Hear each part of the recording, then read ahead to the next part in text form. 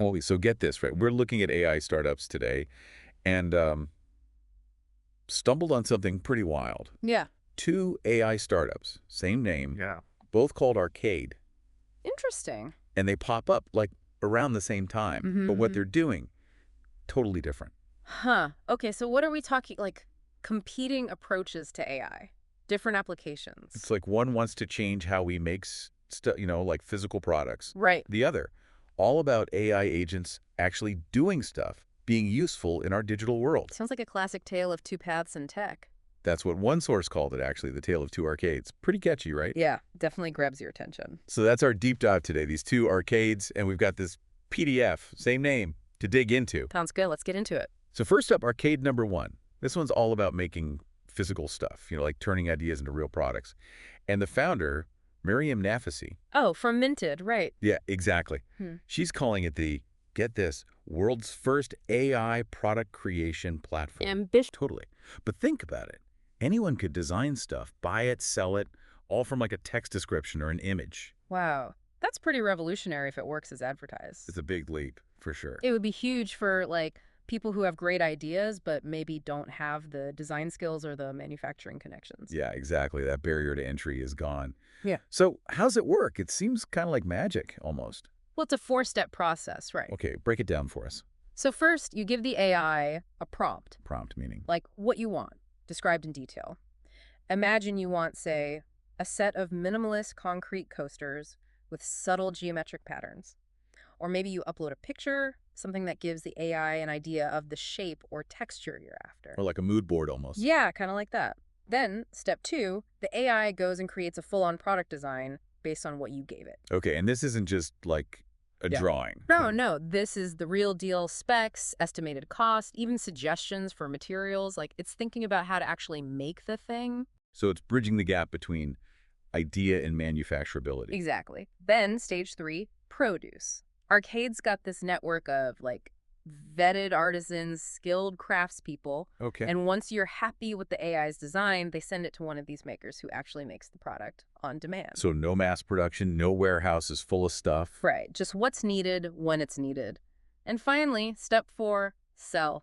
You can just buy the thing yourself, or you can set up your own shop right on Arcade and sell to anyone. Wow. So you become like a mini brand overnight. Exactly. The power's in your hands. This whole empowerment thing is pretty cool. Who's really using this platform right now? Well, it seems to be a pretty diverse bunch. You've got individual creators, maybe hobbyists, who are making like unique gifts or personal projects. Right. Then there are small brands using it for custom merch, without all the usual headaches of production. I can see that being huge. And then interior designers sourcing specific pieces for their projects, artisans tapping into a new market. The list goes on. It's like everyone benefits in some way. That's the idea, democratizing creation.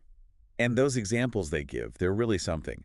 Imagine a pendant made from your kid's drawing. Oh, that's heartwarming. Or a home decor influencer launching their own line of, like, super unique candle holders. Yeah, going from influencer to entrepreneur, basically. And even, like, a fashion brand creating a collection based on what their fans want. Smart move, builds that connection. Right. It shows they're listening.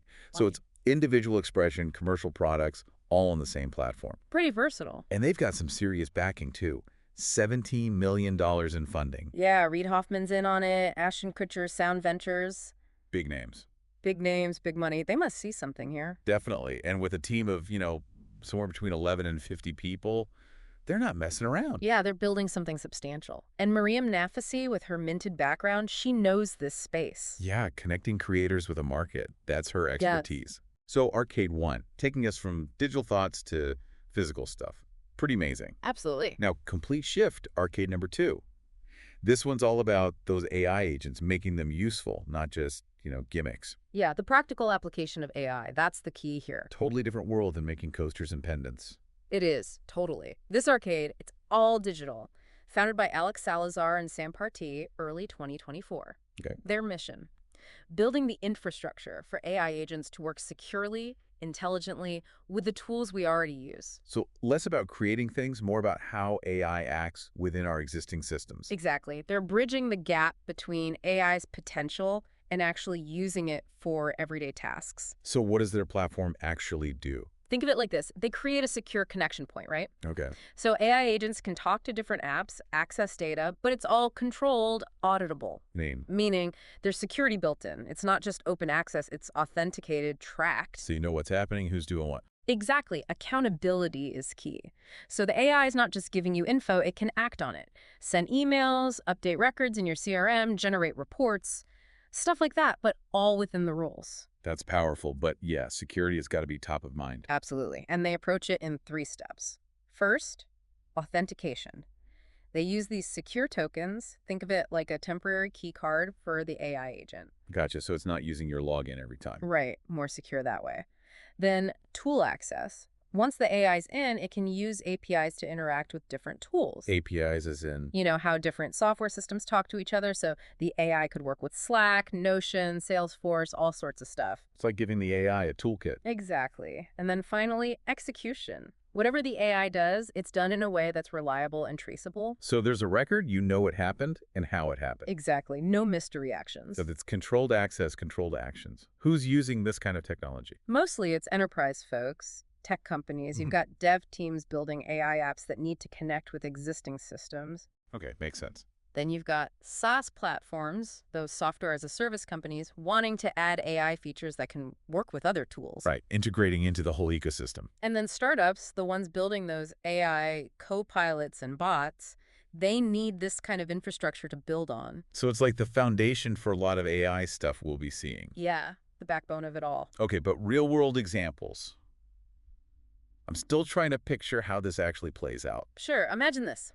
An AI that schedules your meetings. Okay, we've got those now, kind of. Right, but this one also sends follow-up summaries, action items, all through Slack automatically. Oh, that's next level. Or a customer support bot that pulls your entire history from the CRM and updates your ticket in a separate system, all on its own. So you're not bouncing between systems, the AI's doing the work. Right, making things seamless. Mm. Or a sales team where the AI gathers product info from different databases and creates a custom proposal for a client. Like having an army of super efficient assistants. In a way, yeah. Streamlining everything, taking care of the tedious stuff. So where are they in terms of growth funding? Are they pulling in big numbers too? Well, they're earlier stage, but they got $12 million in seed funding back in March. Not bad. And the investors, Loud Ventures, co-founded by Andy Kowinski. From Perplexity AI and Databricks. The very same. So people who know AI are betting on them. That says something. And their team.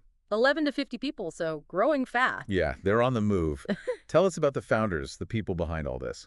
So you've got Alex Salazar, strong security background, VP at Okta, co-founded Stormpath, which Okta later acquired. So he knows how to keep things safe. Big time. And then Sam Partee, the engineer, deep into AI tech, contributed to Redis, LangChain, Llama Index, those big open source projects. We got the credentials, that's for sure. They do. So 2 companies, same name, totally different goals, but both under this AI umbrella. It's wild, right? One's all about the physical world, the other's pure digital. True, but there's a common thread, right?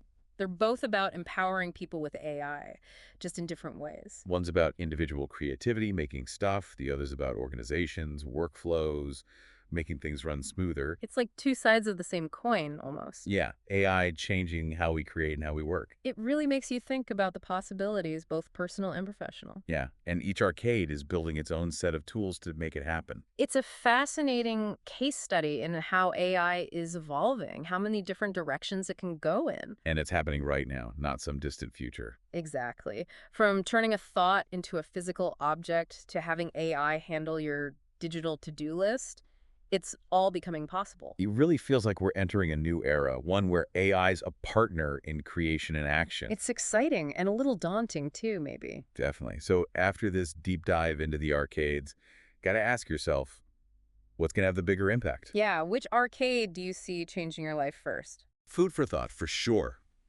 We'll be back tomorrow evening with another deep dive, exploring more innovation. Looking forward to it. Until then, keep those minds open and keep exploring.